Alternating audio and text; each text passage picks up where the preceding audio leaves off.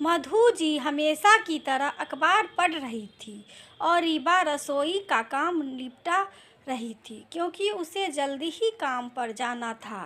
तभी फ़ोन की घंटी बजती है। रीवा फ़ोन उठाती है। दूसरी तरफ रीवा की माँ बोल रही थी, अपनी सास को फ़ोन दे, मुझे उनसे बात करनी है। रीवा ने अपनी सास से कहा, मम्मी जी, मेरी माँ का फ़ोन आया है, वह आपसे बात करना चाहती है। रीवा ने अपनी सास मालती जी को फ़ोन देते हुए कहा, अच्छा, पर तेरी मम्मी मुझे क्या बात बताना चाहती है? फ़ोन पकड़ाते हुए मधु जी बुदबुदाई, मम्मी जी, वह आपसे राहुल की कुछ शिकायत करना चाहती है। यह सुनते ही मधु जी आग बबूले हो गई और बिना बात किए ही फ़ोन काट दिया। क्या राहुल की शिकायत करना चाहती है? तेरी माँ दिमाग तो ठीक है ना? लड़की वाली होकर भी लड़के की माँ से शिकायत करना चाहती है। आजकल क्या ज़माना आ गया है। पहले लड़की वाले लड़के वाले के आगे नज़र नीचे किए रहते थे और आजकल शिकायत करने लगे। हाँ, तूने ही अपनी माँ के कान भरे होंगे। भला उन्हें हमारे घर की राम कहानी से क्या मतलब होगा? तू नहीं बताएगी तो उन्हें पता कैसे चलेगा? अपने ही पति की बुराई अपनी माँ से करते हुए तुझे शर्म नहीं आती? पहले मुझसे तो बोलती, सीधे अपनी माँ तक बात पहुँचा दी। मधु जी की बात खत्म हो ही रही थी कि फिर से फ़ोन की घंटी बजती है। इस बार मधु जी खुद ही फ़ोन उठा लेती है। उधर से रीवा की मम्मी बोलती है, समधन जी नमस्ते, आपके और घर परिवार के क्या हाल हैं? अल्पना जी का मधुर स्वर सुनकर मधु जी भी सामान्य हो जाती है। हाँ, सब ठीक है। और बताइए, आपने कैसे याद किया? कुछ ज़रूरी बात थी क्या? मधु जी ने संकित स्वर्ग में जानना चाहा। हाँ समधन जी, मुझे अपने जमाई बाबू राहुल से काफ़ी शिकायतें हैं, तो सोचा सीधे आपको ही बोल दूं। आप ही अपनी बेटी की कमियों को दूर कर सकती हैं।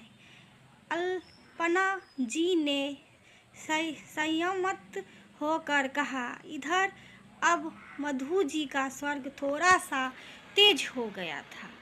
आप दुनिया की पहली सास होगी जो अपनी जमाई की शिकायत उसकी माँ से कर रही हैं। आपको तो पुरस्कार मिलना चाहिए। आप भी हद करती हैं।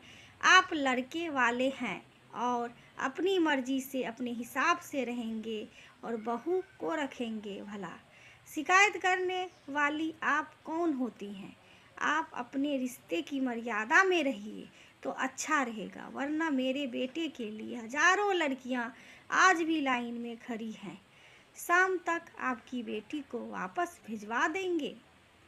शादी होगी और उसे अपने पति और ससुराल वालों से कुछ शिकायत होगी तो वह किससे कहेगी?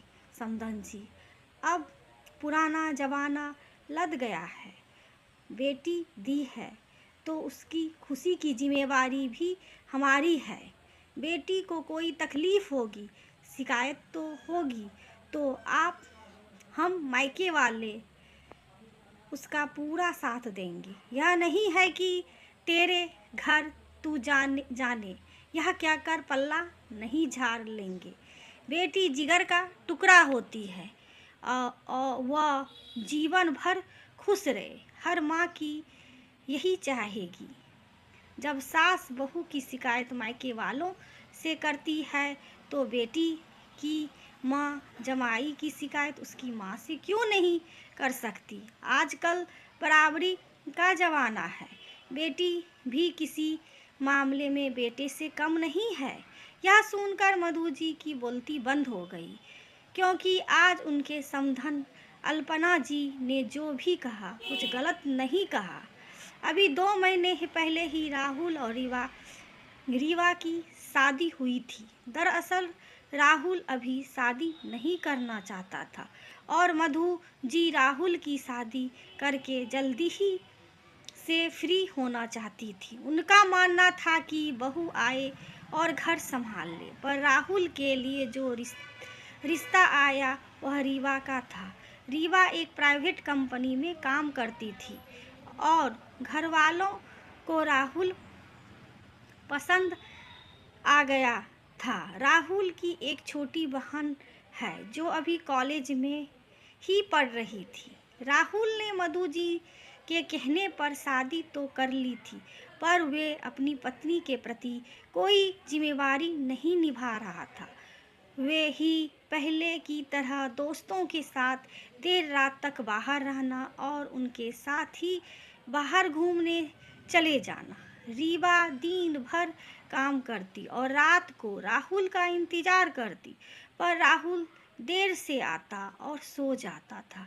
इस बात को 1 महीने और अब 2 महीने हो गए थे। रीवा ने अपनी सास से कहा था, पर उन्होंने यह कहकर टाल दिया, मर्द हैं, बाहर घूमने भी जाएगा। शादी हो गई तो इसका मतलब ये थोड़ी है कि तेरे ही पल्लू से बंधा रहेगा। यह सुनकर रीवा बहुत परेशान हुई और उसने अपनी माँ से कह दिया ताकि इसका कोई हल निकले। मधु जी 2 मिनट तो चुप रही, फिर बोली, समधन जी, मैं आज ही राहुल से बात करूंगी और उसे समझाने का प्रयास करूंगी। आखिर बहू के प्रति भी उसकी कुछ जिम्मेवारियां हैं। अल्पना जी की शिकायत की मधु जी ने अपने बेटे राहुल से कही और उसे समझाया कि वे रीवा के साथ अच्छे से व्यवहार करे और उसे पूरा सम्मान दे। कुछ दिनों में सब सामान्य हो गया। अल्पना जी ने मधु जी को फ़ोन करके कहा, आपको बहुत बहुत धन्यवाद, आपने मेरी हर शिकायत दूर कर दी। नहीं समधन जी, मैं तो शर्मिंदा हूँ कि मेरे बेटे की वजह से आपकी बेटी परेशान हुई, पर अब ऐसा नहीं होगा। आपको कभी शिकायत का मौका नहीं मिलेगा।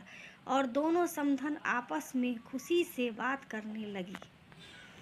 दोस्तों, आप सभी को ये वीडियो कैसे लगी? यदि अच्छी लगी हो तो लाइक, सब्सक्राइब, शेयर ज़रूर करिए। दोस्तों, वीडियो देखने के लिए आप सभी दोस्तों का धन्यवाद और थैंक यू दोस्तों।